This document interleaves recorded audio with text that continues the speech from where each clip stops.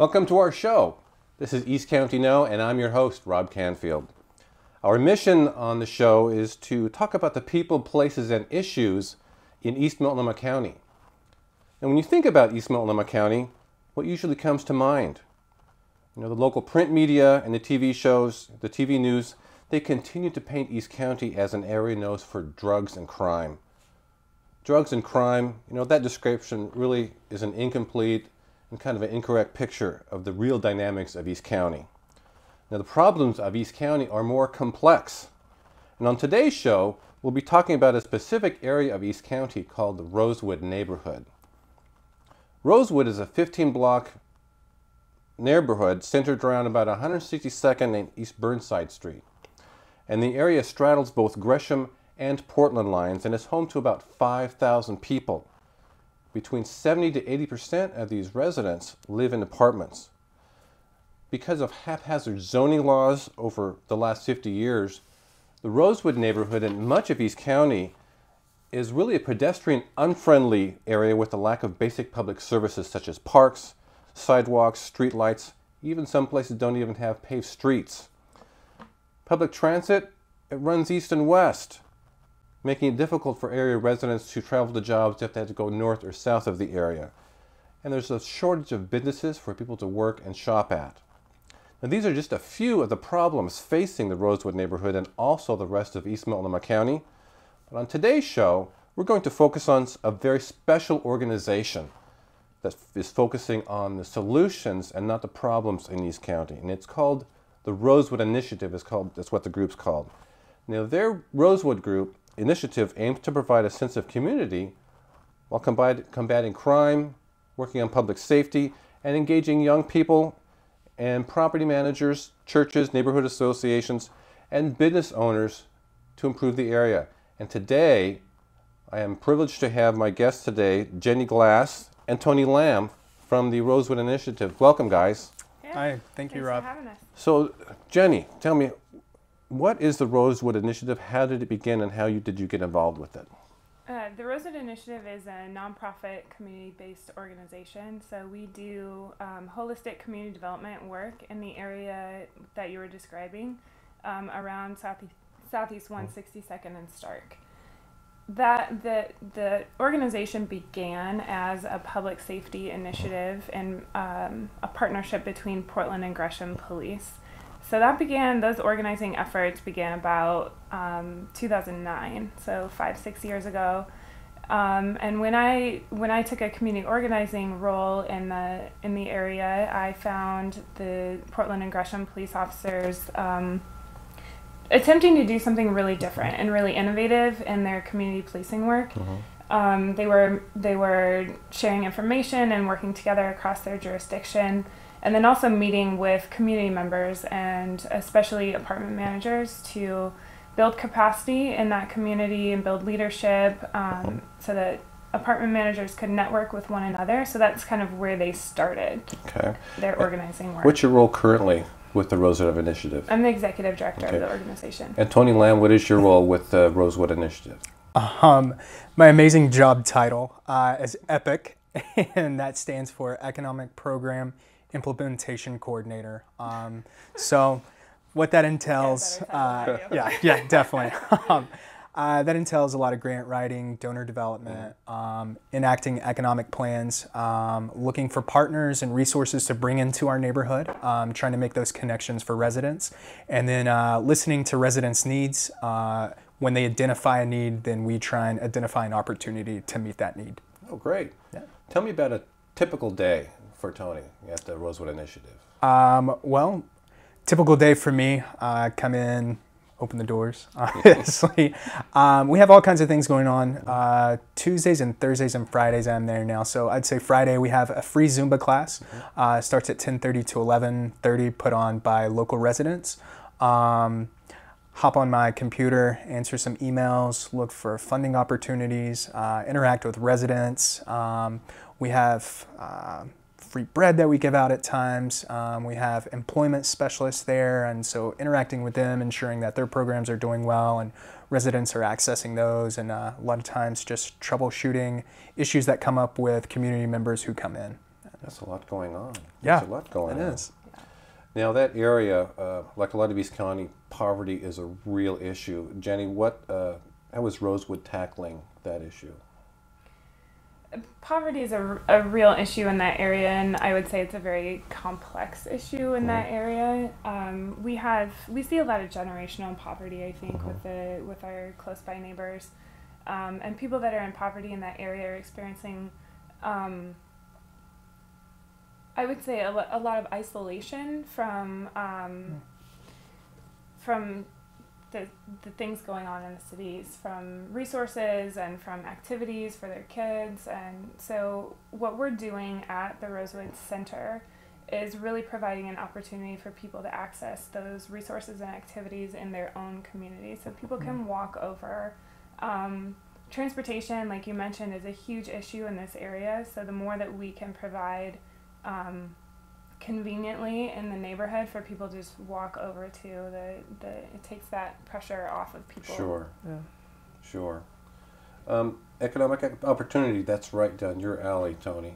Yes. What's Rosewood doing to create a business-friendly environment? I understand that's a big push you guys want to do, is have a business-friendly place to be so people can actually shop there and make it a safer place. What is your role in that, and what kind of things are you doing?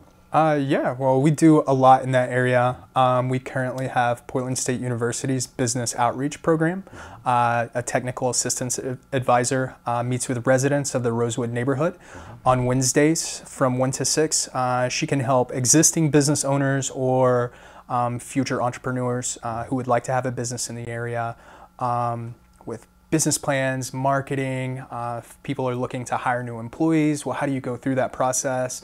Licensing process. So basically anything that you deal with in either starting your business or advancing your business.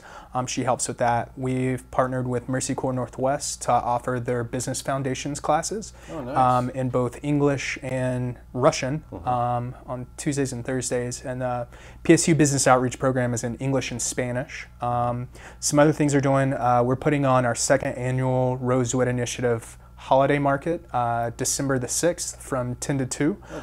We really want to showcase a lot of our local craft makers and folks like that, and also give them an opportunity to hear about some of those business technical assistance services that we provide. And then just some other things, if people come in and they need access to computers, if they're running a home business, we provide that free of service.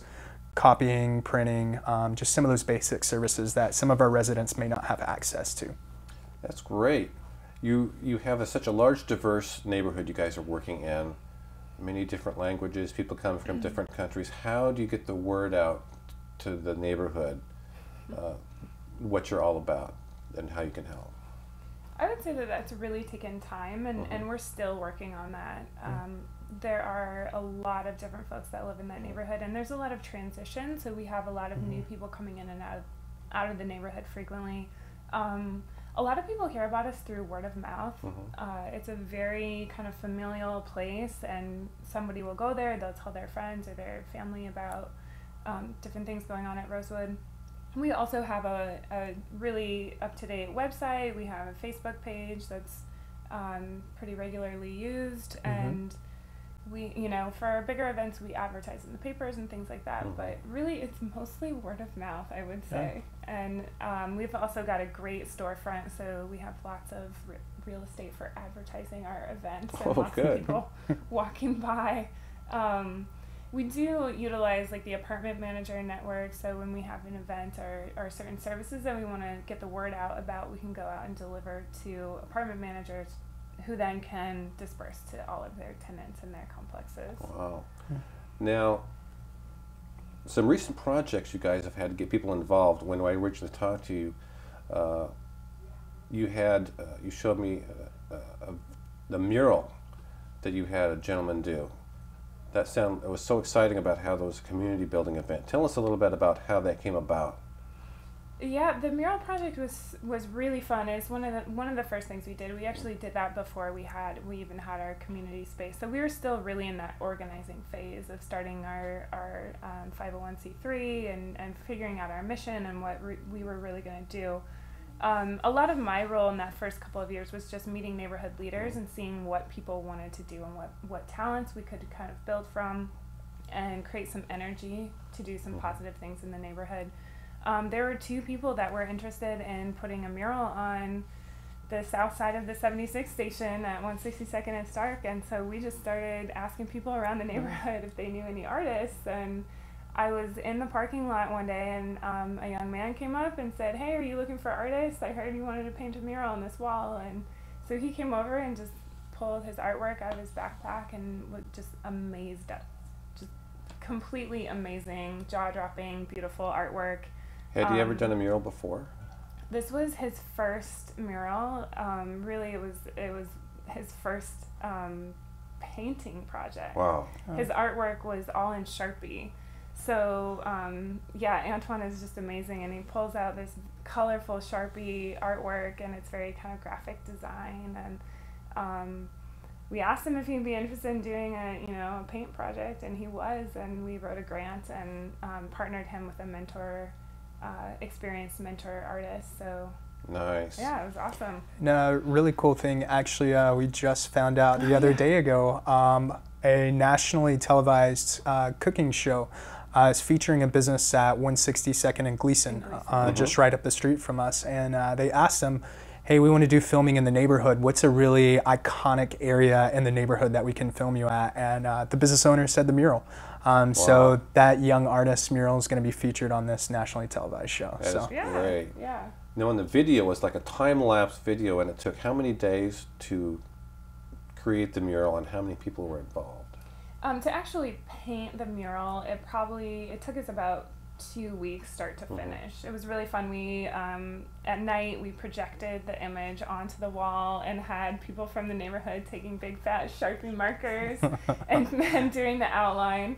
And then it kind of turned into paint by number, so we could just put a little swatch of color on each patch, and it was really easy for people to get involved in that way. It was like paint by number.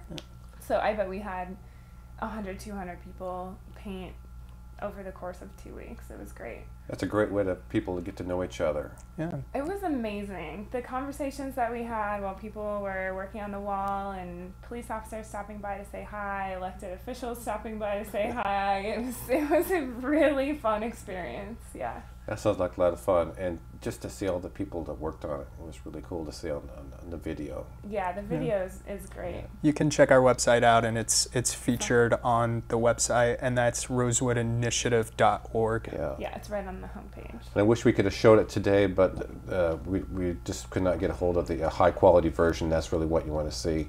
And a little later, we'll show their website address, and that's where the video, the link is. You have to see it. Now, you have a partnership with Southeast Works. Tell me a little bit about how the job placement works. Yeah, so currently we work with 4 employees of Southeast Works, providing 3 different programs in our space. And this are due to needs that residents stated and specific demographics in our community. So the first program is a prisoner re-entry program for folks with a criminal background. They can come in, get help with job resume, looking for work, and those employee specialists from Southeast Works really make those connections with some business owners to help them get employment. That's Mondays and Tuesdays from 1 p.m. to 6 p.m. And then on Thursdays, we have an employment specialist who specifically works with members of the immigrant and refugee community, folks who had professional degrees or licensing in their country of origin. She works with them to get those things transferred here to the States so that they continue working in that same field as opposed to doing a lower paying, less skilled job. And then in and out, different days of the week, we have another gentleman named Derek who does our youth employment program, and that's for 18 to 24-year-olds to either find employment or get in school. And we've had a ton of success with that program. We actually just had a young lady from the neighborhood who first got involved. She graduated high school this year, wanted to put on a fashion show. We provided space and a little support around that, did the fashion show. We told her about the employment programs through Southeast Works. So she got involved with that and actually is currently attending the Art Institute of Portland for fashion design. Yeah, Now she's there doing is a great. success story. Yeah, such That an is such a amazing success story. And it's so neat you guys are there to have a helping hand, because when you're in a situation like that, it's so nice to some people you have are people who can point the way that, hey, would you consider doing this that they might not have even considered. So Yeah, and a lot of times that is our role. It's very relational, and it's, you know, we do see the same people, and once you have that trust built with whoever it is, then they come back and they tell you how it's going, and you have these natural conversations, and you can connect them to other things, and that leads to other. It's very kind of natural process. And I understand also from talking to you guys before, you have a couple of businesses you're actually incubating at your location too. Tell me about those. We do. Our first official one, I think, is Joanna's business, right? Yeah. We're helping a woman, Joanna, start her event planning and decorating business. So she needed space to kind of advertise her business and also to meet with clients. So we're just getting that started and seeing what that's going to look like. That's going to be a great partnership too, because we have this great space in the neighborhood, and people need space to do events for their families and weddings and quinceañeras and different things like that. So she'll be a good partner for us on that level too. Yeah, and she's actually kind of already kicked off kind of a different side of her business. That she's doing. Very It's work that we're doing. it's totally different than the planning and decorating, but she's doing a fitness boot camp 5 days a week for 6 weeks. At 5 a.m. in the morning to 7 a.m. in the morning. That's hardcore. 5 a.m. Yeah, it is very hardcore. I gave her a key and told her to have fun. I was like, I will not be there. Can't make it for that, but it's going really well. She's had great turnout on that. So that's such a great thing. You guys are actually creating a neighborhood, a place where people can get to know each other and build trust, because there's different language barriers, culture barriers, and it's a great place to build trust with other people and creating a neighborhood. I think that's the best part about what you guys are doing. Yeah, it really is. I think the kind of design and the layout of the neighborhood doesn't allow for people to interact a whole lot. So we have to be intentional about creating these community spaces where that can happen, and people can find out about resources and connect with each other and build trust. And these are the things that in the long term affect public safety and affect economic opportunity and people's family stability. Absolutely. It's very true. And Portland is a very big city on the built environment. And how do you make a really accessible, friendly, nice built environment? Unfortunately, a lot of our residents don't get that. But a lot of people don't talk about, before you can really make this amazing built environment, if you're not building the people and the community at the same time, if not before, you're only creating situations where people continue to be pushed out or left behind. And so that's a really big mandate of what we do. We want to build our community up, support it any way we can, and make sure we are offering every chance to access opportunity for our residents. That's such a great approach. Now, one more partnership I'd like you to tell us about. Portland State University Business Outreach Program. What's all that about? Well, I think Tony kind of touched on it a little bit already. So we have Liz on Wednesday afternoons doing one-on-one business consulting. She's with the Portland State University Business Outreach Program. So that is a direct partnership with our Portland Development Commission work to do economic development in the community. So Liz is with us every Wednesday afternoon and really doing the one-on-one kind of relational, nitty-gritty relational work. So she's meeting with people on all different levels of their business planning and implementation, but really it's mostly startup businesses that she's working with. So she's helping people develop business plans, marketing plans. She's done a lot of different stuff for some of our clients and helping people just go through the licensing process. Wow. There are huge barriers. She speaks Spanish too, so that helps a lot. We can have our Spanish-speaking entrepreneurs. You guys do so much, so many different things. And there's a way that people can learn about all the different things you guys do. On a very personal level, I understand you guys are going to be having an open house in the near future. You want to tell us about that? Yeah. October 29th, Wednesday, October 29th from 6 to 8, we are having an open house. It's sort of hilarious that we're having an open house now that we've been open for a while, but we haven't officially invited friends and friends of friends to come see our space and hear about what we're doing. So that's what it's about. It's we're just opening our doors and inviting people to come in to learn more about what we're doing and see the progress that we've already made. Can't wait. And I can't wait. Then people show up October 29th. I think the address and the time, the location are on your screen. It should be on your screen. And I want to thank Jenny Glass and Tony Lamb for telling us about the Rosewood Initiative. You can see our website at eastcountynow.org. If you'd like to email us with more information or want to ask some questions, info@eastcountynow.org. What's the website of your Rosewood Initiative? It's rosewoodinitiative.org. Okay. And what hours, if people want to drop by and just say hello, what are the hours of your... We're open Monday through Friday from 10 to 6. Okay. That's our open hours, and we often have things going on in the evening and weekends. And we also have our space available for rent after hours and on weekends. Folks in East County are interested in having space for weddings, parties, get-togethers. So, yeah.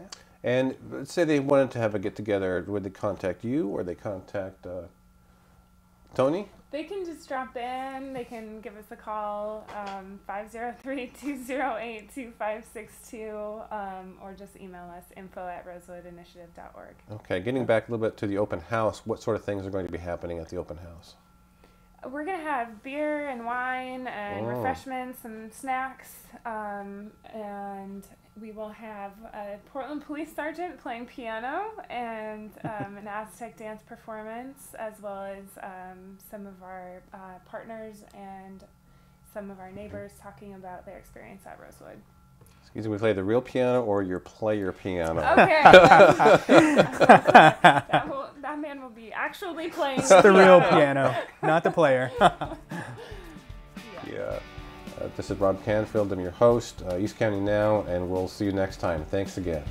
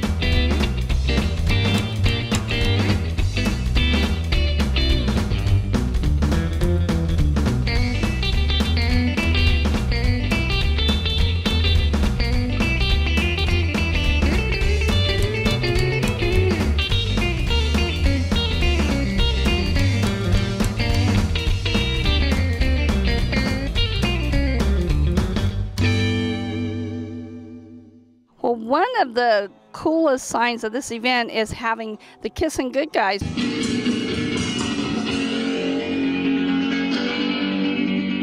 How fast have you driven this beautiful car? Oh, I've buried the speedometer in it. That's where I picked up the 100 miles an hour through that long straightaway desert. And no ticket, right? Not yet. And sitting next to my sheriff friend over there, Gary, I've had this up just over 100. Wow. I'd probably chase this car in the past. You're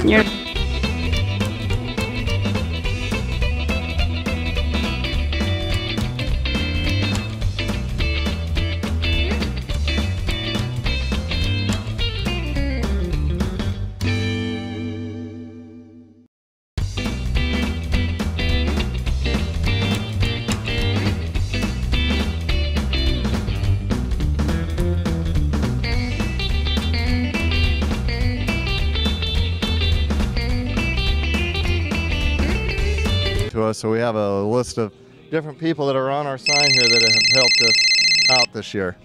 Can we cut for a second? Are we on? Yes. We've got stores below for shopping, every parking pet. You see this sign here? No parking this block. Little lady from Pasadena. Sometimes I do drive like that. You don't want to be in it? Oh, come on.